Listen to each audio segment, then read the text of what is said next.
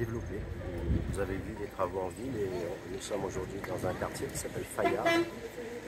C'est une réalisation magnifique puisque c'est un stade synthétique, géologique. C'est le premier stade de ce type ici à La Réunion.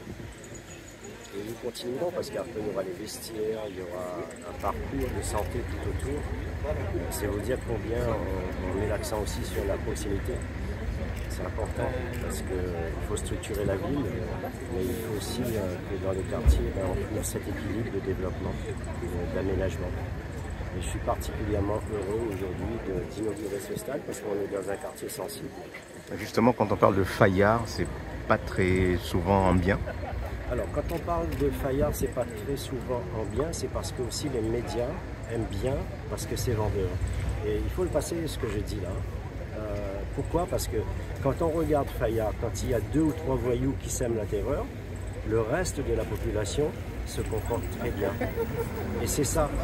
Et récemment, un de vos confrères avait fait un papier très sérieux dans lequel on pouvait lire « Saint-André ne fait même pas partie des 5 premières communes où il y a de l'insécurité ».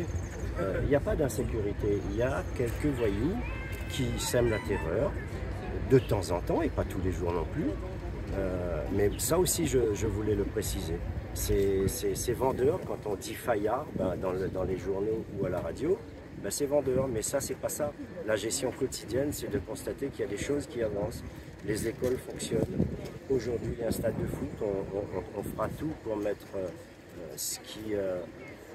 la sécurité autour de ces choses-là.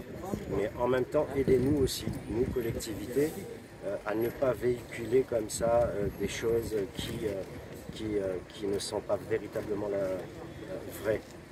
Et c'est ça notre difficulté aussi quotidienne, d'être confronté à ça. Et cet équipement justement permet de contribuer en tout cas à redorer entre guillemets un peu le blason de ce quartier. Mais bien sûr, vous savez, quand vous équipez un quartier, vous contribuez à l'épanouissement de la jeunesse et des moins jeunes. C'est tout cela qu'il faut aujourd'hui, voilà. C'est un exemple, hein. Quand on investit autant d'argent dans un quartier sensible, eh bien, il faut en parler en bien et de dire que là-bas aussi, il y a des choses qui bougent positivement.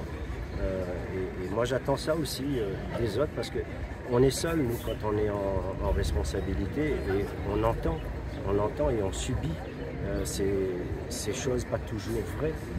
Et moi, le coût justement de cet équipement, puisque vous parlez d'argent. Alors là, sincèrement, vous me posez une colle.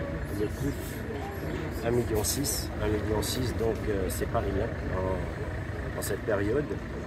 Mais sachez aussi qu'on travaille beaucoup pour aller capter les subventions. Parce que nous, sur fonds propres, on est très limite.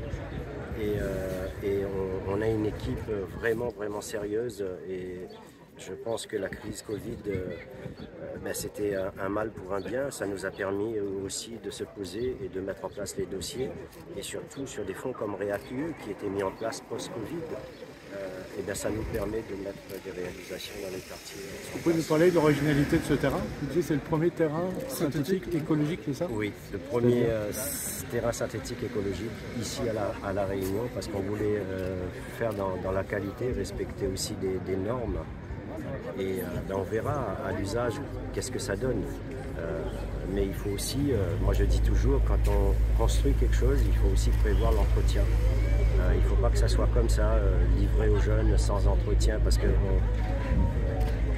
une des entreprises me disait que de temps en temps, il faut passer un appareil pour relever un petit peu le synthétique, parce que sinon, ça risque de perdre son efficacité.